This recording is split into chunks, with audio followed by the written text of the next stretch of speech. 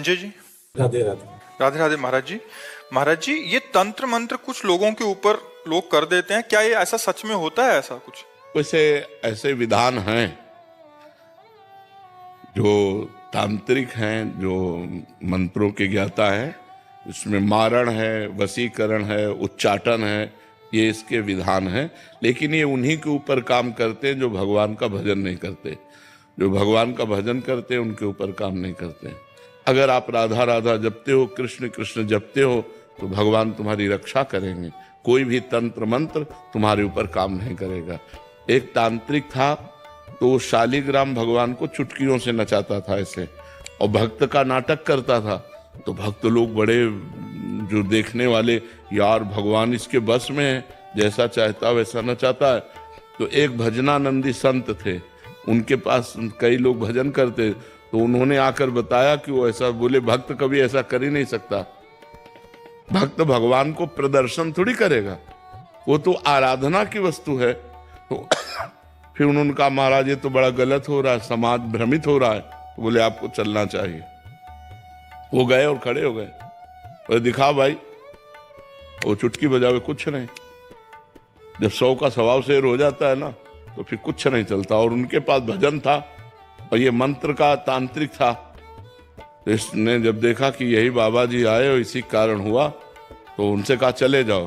तो उनका ये नाटक बंद कर, भोले भाले लोगों को तू ऐसे तंत्र के द्वारा लुभायमान करता है और पैसे इकट्ठा करता है।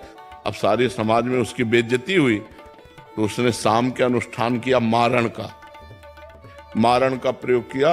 वो खप्पर में आग की तरह जलती हुई उन महात्मा की तरफ बढ़ी, लेकिन उनकी डेहरी की परिक्रमा करके बस खड़ी रही।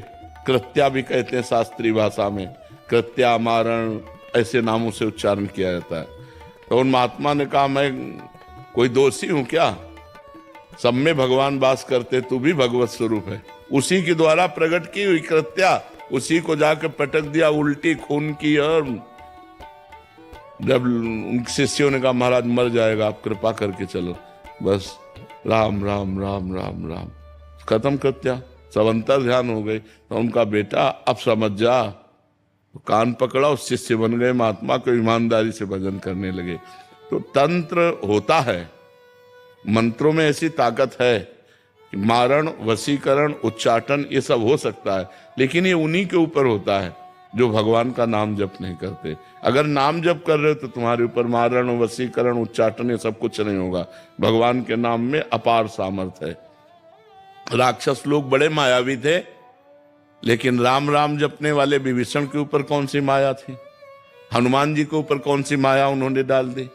कुछ नहीं कर पाए। सिया जी के ऊपर कौन सी माया डाल दी? जो भगवान में चित्त जोड़े हुए हैं उनके ऊपर माया का कोई प्रभाव नहीं पड़ता है। ये तंत्र मंत्र तो बहुत छोटी सी बात है। एक बड़ा तांत्रिक था, वो सन्यासियों को परेशान करता था। तो धर्म सम्राट करपात्री जी उनके पास गए और कहा, नारायण नारायण नारायण, और कहा जितनी तेरे में ताकत हो अब लगा तंत्र की। चरणों में गिर गया था। बोले आपके ऊपर हमारा तंत्र कोई काम नहीं करेगा।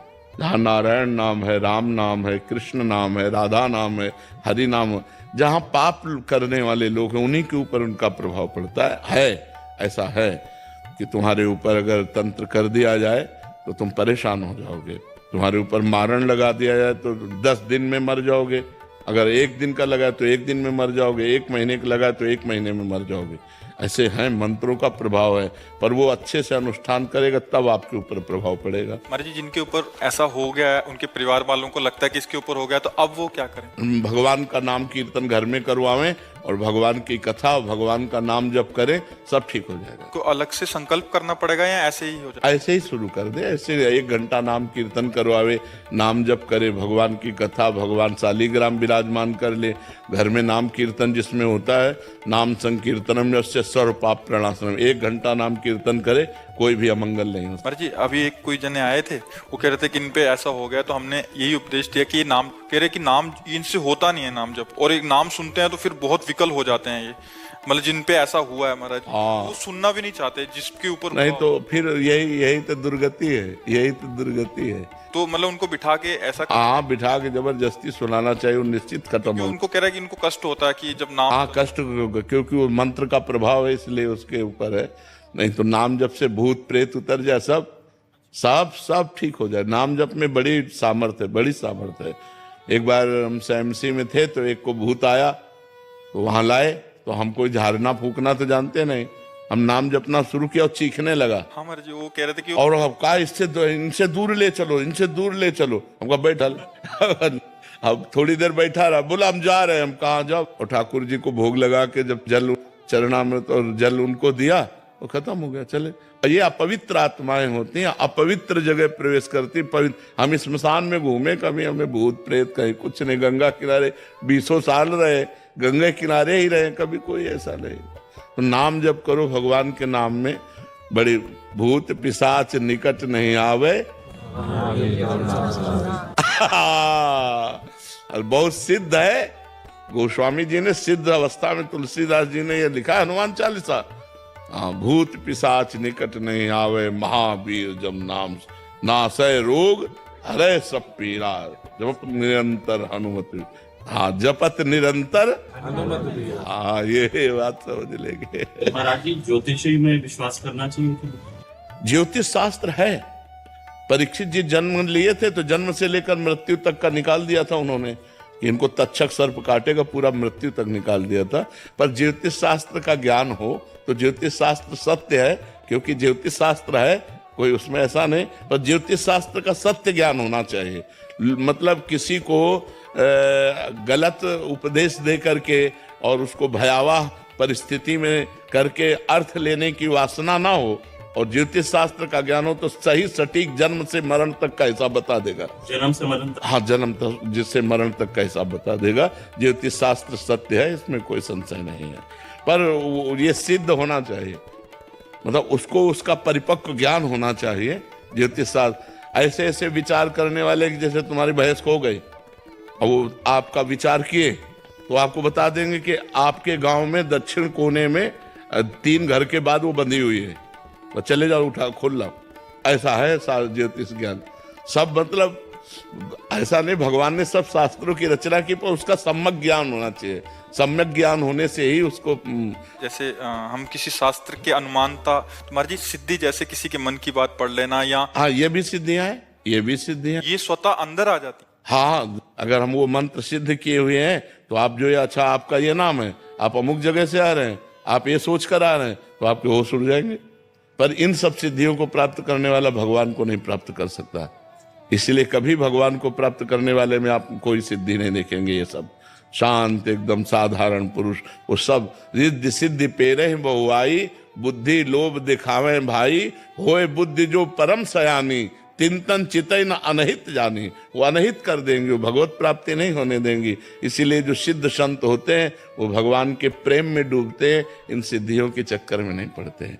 ये सिद्धियां तो बहुत छोटे से थोड़े वजन में आ जाती हैं कि आप क्या सोच रहे हैं, आपका क्या नाम है, आप कहाँ से आए हैं, ये बहुत छोटी मोटी बातें हैं, ये कोई बड़ी बात नहीं है। इन सब बातों को तो बहुत क्रॉस करके तब आगे बढ़ा जाता है परमार्थ में। अगर इसको स्वीकार कर ले तो फिर भगवान के दर्शन और भगवान का प्रेम नहीं मिलता। तो ये जीवन भगवान के दर्शन के लिए कि तुम्हारे मन की बात जानने के लिए? अपने मन की बात जान करके तो जिंदगी बर्बाद हो रही है, औरों के मन की बात जान करके इतना बोझा कौन लोग ढोए। महाराज जी, और भी सिद्धियां होती हैं? बहुत सिद्धियां होती हैं। महाराज जी, आपने बताया था कि जल पे चलना।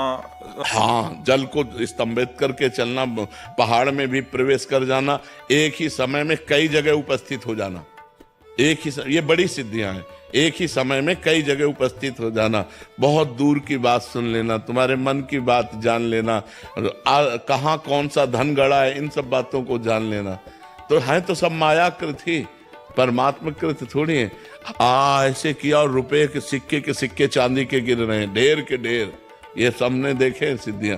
ऐसे कर दिया और पूछा तुमसे कि कौन सी सुगंध चाहिए, मान लो आपने कहा केवड़ा, ऐसे कर दिया पूरा वातावरण केवड़ा का, बिना छिड़के। तुरंत दूसरे ने कहा हमको मोगरा, तो मोगरा। ऐसी सिद्धियां बहुत से हमने देखे संतों की सिद्धियां, पर उससे भगवत प्राप्ति नहीं होती। हिम कन्या भट्ट जी। राधे राधे राधे महाराज जी जीवन की अंतिम यात्रा में भगवत प्राप्ति किस प्रकार से परमात्मा को प्राप्त करूं महाराज जी? जब हम जीवन भर धर्म से चलते हैं और भगवान का नाम जप करते हैं तो अंतिम समय हमारी हिम्मत नहीं होती कि हम भगवान का नाम स्मरण कर लें, क्योंकि बड़ा दुख का समय होता है। कफ पित्त बात सब बढ़ जाता है, मूर्छा आ जाती है, भारी पीड़ा होती है। तो जीवन भर जो हम कर्म करते हैं उस समय वही स्मृति में आता है, क्योंकि परिणाम बनेगा ना।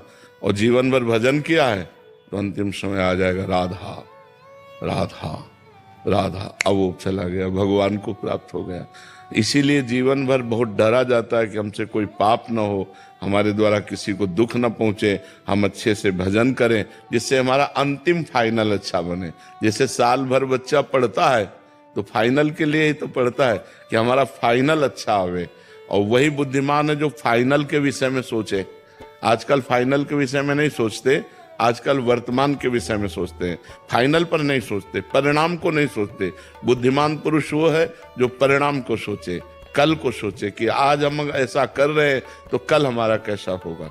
तो ऐसे ही जो जीवन भर धर्म से चलते हैं, भजन करते हैं, तो अंतिम समय भगवान उनकी स्मृति बन जाते हैं और वो भगवान को प्राप्त होते हैं।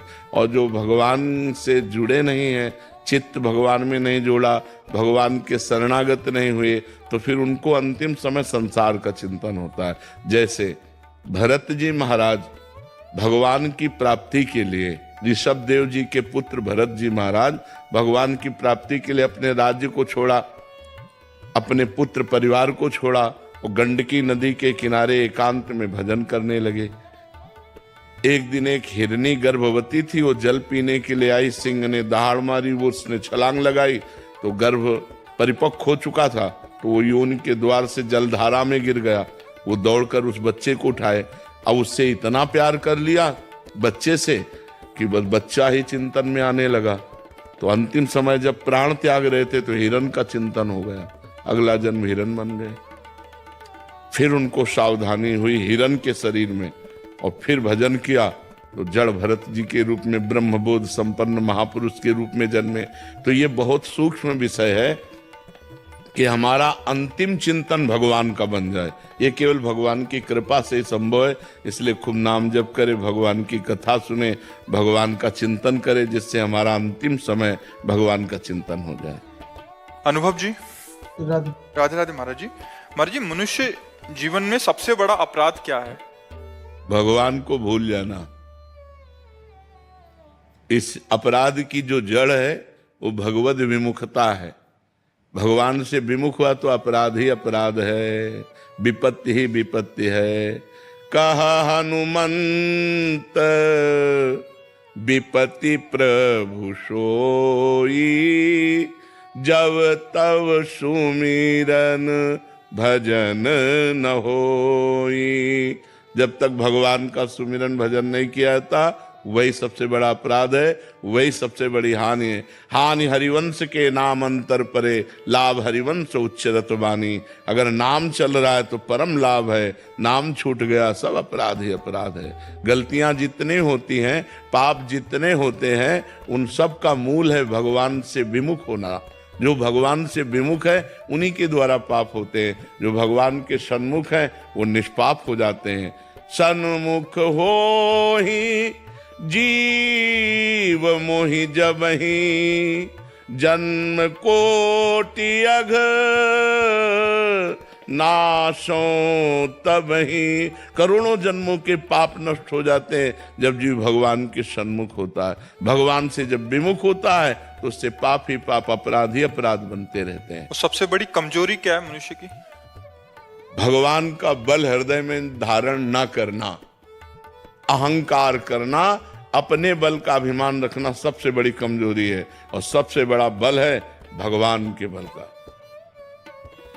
प्रविश नगर की जय सब काजा, हृदय राख कौशलपुर राजा। भगवान का हृदय में स्मरण चल रहा है, हर कार्य अपने आप होगा। और वह सबसे बड़ी कमजोरी है अहंकार।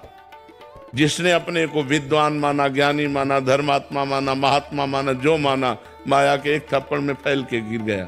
और जिसने अपने को अधम माना, नीच माना, असरण माना और भगवान के शरण में हो गया, उठ गया, वो चला गया, भगवान के परम पद को प्राप्त हो गया। सबसे बड़ी कमजोरी अहंकार।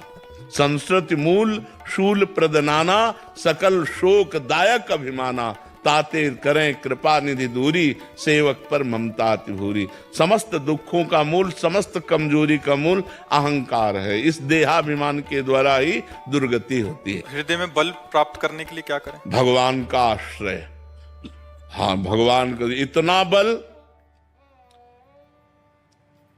अंगद जी को एक हाथ से उठा दें, ऐसे वीर रावण की सभा में बैठे थे, एक हाथ से ऐसे उठा दे अंगद जी को, लेकिन राम प्रताप सुमिर पन रोपा, भगवान के बल का स्मरण करके अंगद ने ताल मारी और कहा तुम्हारी सभा में कोई वीर हो तो मेरा पैर उठा दे, राम जी वापस चले जाएंगे, सिया जी को हार जाएंगे। तो 10-10 हजार वीर एक साथ लगे, लेकिन अंगद का पैर नहीं हिला सके। ये राम बल है। सबसे बड़ा बल भगवान का बल। अगर हम भगवान के बल से युक्त हैं तो हमारा कोई बाल बांका नहीं कर सकता, और भगवान का बल नहीं तो फिर माया तो फिर चौपट कर ही देगी। सबसे बड़ा बल भगवान का आश्रय, भगवान का बल।